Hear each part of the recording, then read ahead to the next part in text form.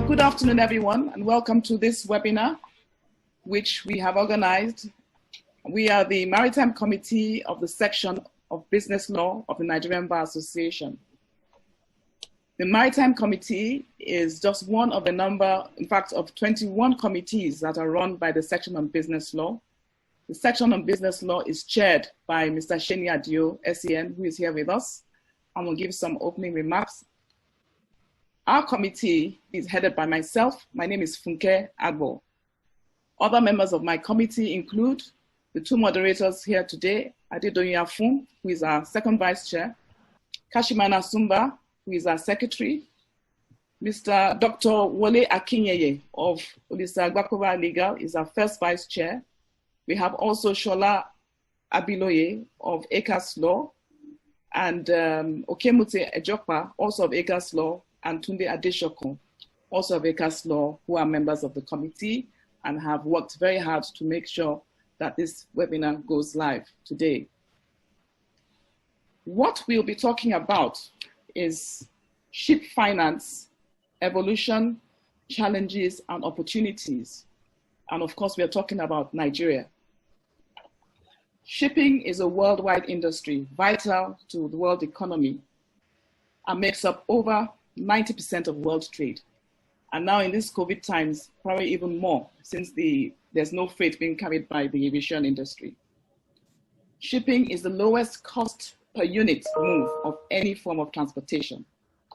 And what is important for us now is, as assets, ships are expensive and require large amounts of capital to operate and maintain. And in order for Nigeria to build capacity in terms of acquiring these sorts of assets, there has to be some assistance provided. So this is what some of the discussions we're going to be having around this particular issue. And we have put together a very knowledgeable and experienced panel of discussants. We have amongst us the Director General of the Nigerian Maritime Administration and Safety Agency, fondly known as NIMASA. Dr. Jamo has very kindly agreed to join us on this seminar because it is a very important topic, and he's very keen to share his own vision of how he sees the ship finance landscape in light of the CVFF fund, which is currently undergoing amendments and revisions, and he will have the opportunity to tell us what the government and the agency are planning to do in this respect. We also have with us, of course, Dr. Jamo is an experienced administrator in this sector.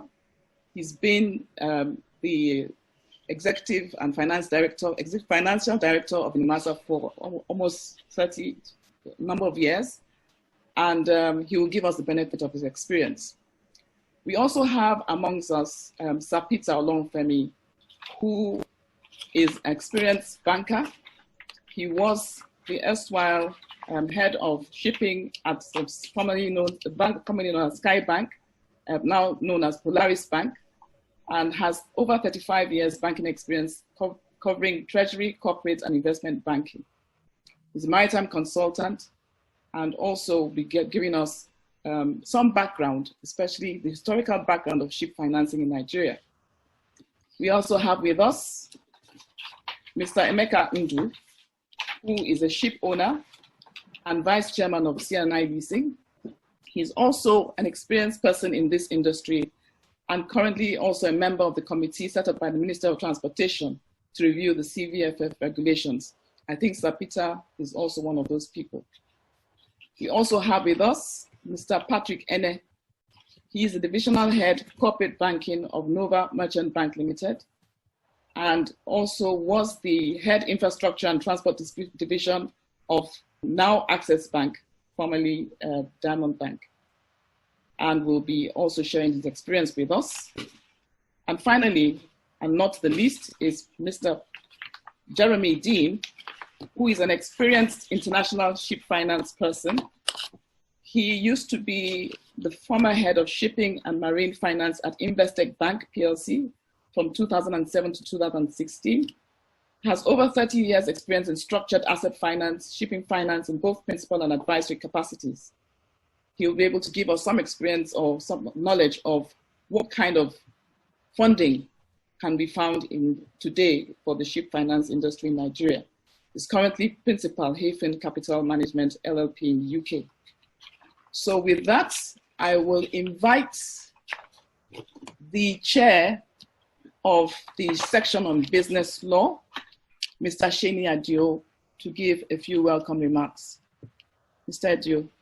Thank you very much, Lanet Silk, Mrs. Funke Agbo, the chairman of the Maritime Committee of the section of business law. I'm very delighted to be here, and thank you for inviting me to this program. I must commend and congratulate the committee for organizing this very well thought through webinar. In this COVID period, we really need to focus on opportunities. There's a lot out there already in terms of all the negative and catastrophic effects of the COVID. So it's always refreshing when we're talking about opportunities that we can discuss during COVID and importantly, post-COVID. So I'm very enthused and looking forward to hearing the very eminent resource persons that you have provided to come and share their knowledge in this very versatile and dynamic sector. I'll be brief. I would also just like to let our audience, e-delegates, and certainly the panel know that the SBL, we have our 14th annual business law conference coming up in July, July 16th and 17th to be specific. And the theme for the conference is business unusual, surprise, surprise, business unusual, digital acceleration for growth in a new world. That's the theme for the conference. It's going to be an e-conference, otherwise referred to as a virtual conference. So, we'll be looking forward to having as many of you as are able to join us remotely for the conference. Again, I welcome you all, and I thank Agbo for giving me the opportunity to speak. I wish all of us very fruitful deliberations. Thank you. Thank you, Mr. Dio, for your kind words. And I think we can just set the ball rolling. I will hand over to the moderators, Mr. Adedoyin Afun and Kashimana Sumba, to set the ball rolling. Over to you. Hi, good afternoon, everyone. Good evening or good morning, depending on where we are. We're happy here with the webinar. Co-moderating with me is Kashimana Sumba of Foundation Chambers. Kashimana, can you just give a brief introduction of yourself, and then we'll get this started. Good afternoon, everyone. My name is Kashimana Tsumba. I'm a partner at Foundation Chambers, maritime lawyer, secretary of the section on business law, Maritime Committee. Welcome, everyone. It's great to have you here. Kicking us off, we're lucky to have a distinguished gentleman in the person of Sir Peter Olorunfemi, who is very seasoned in industry. And good afternoon, sir. Our first question is to you, sir. In view of your wealth of experience in the financing sector, can you provide us with a background on the history of ship finance in Nigeria, the forms and modes of ship financing that you've experienced or heard of in the Nigerian market, and just give us a general overview of a typical Nigerian ship financing cycle? What we're hoping to get here is a bit of a background on ship finance histories, the modes, as well as cycle from origination probably to disbursement and monitoring. Thank you very much, sir. Yeah, good day, everybody. My name is Peter Olorunfemi. Shipping has been known in Nigeria for a long time. And when you talk of the ship financing, I will say the federal government actually started it off with the Nigerian National Ship Line, which was introduced. And over time, when we have NIMASA and all the groups before, they started to go into financing. I think over time, these have been like this because of the fact that shipping is a large sum of money. It involves large sum of money, and there are things that happens with shipping when you talk of financing, which doesn't occur with other finances. Take for instance, if you are financing houses, you can see the house. If you are financing a car, you can easily see a car. But when you are financing a ship is on the sea. you cannot see it. There was a time that we had to finance a ship, and a director was asking me, where is the ship? And I said, come inside the ocean, you will see it there.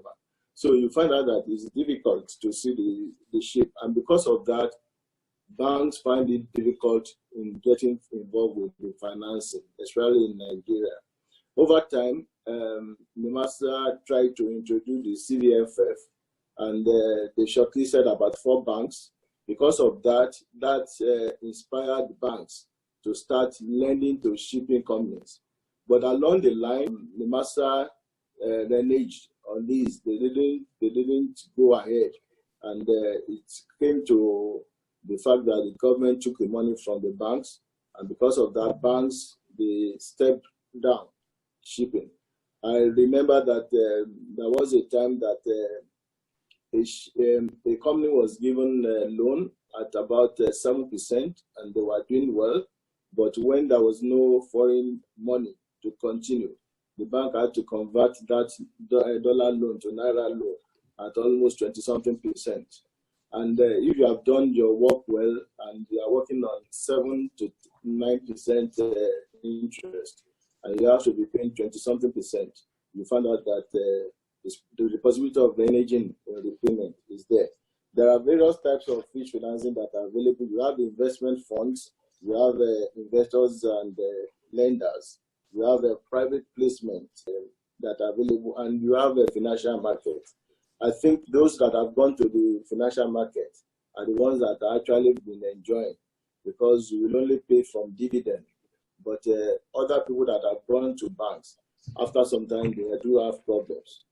The shipping circle that we have is actually that you get a bank involved, then you talk of this tenor, then there's security, and then you talk of what are you doing with the vessel, what type of contract do you have, and things like that. So all those circles move on that affects the shipping and then the funding of the shipping in the country.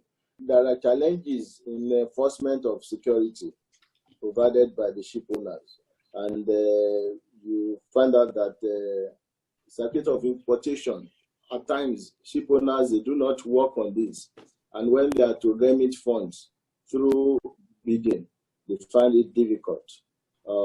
This is also very important for them to do. Summing up, I will say that